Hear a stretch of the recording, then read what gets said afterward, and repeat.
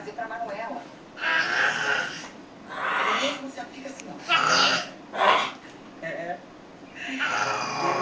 Emily. Muito bonito. Perde as estribeiras e mostra. Ah! Fala. Ah! Como tu é de verdade. Ah! Parece que tu não quer dar satisfação da tua vida a ninguém, não. Nem mesmo a sua louca. Ana filha, me faça feliz. Não precisa. Exatamente que eu não tô nem um pouco encantada. Emily.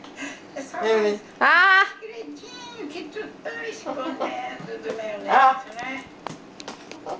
Também uma mentira a mais, uma mentira menos. Tanto faz. Fala pra mamãe, fala.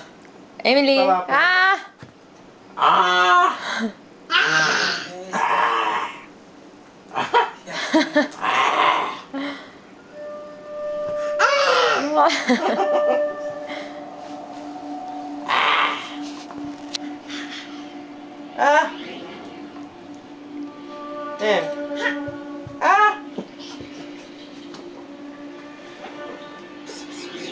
Emily!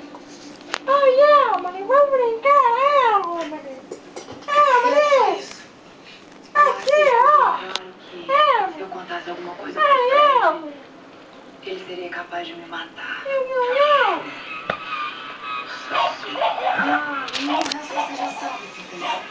Eu tava indo embora da cidade quando o Bruno começou a discussão. Mas esse Max, ele é bem capaz de cumprir uma ameaça, viu? Imitar o Fred, ele... Coitada do cachorrinho, Emily. Deixa eu falar, não acredito em mim. Tu deu um chute no cachorro, hein? O cachorro tem problema, não tem rabo. Essa história... Coitadinho.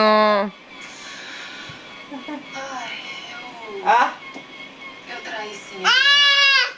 Ah! Tô morrendo de vergonha por isso. Você no cachorro. Mas o poder já não é não. O sobrinho. E a cidade inteira. Tem que ser cachorro de brinquedo, se for de verdade se mata, hein? Até que eu tento fazer uma coisa boa. Emily. Não. Eu destruo Não. as pessoas. Não. Emily. Não. Emily. Psiu. Emily. Emily. Psiu. Emily. Não. Não. Da minha vida.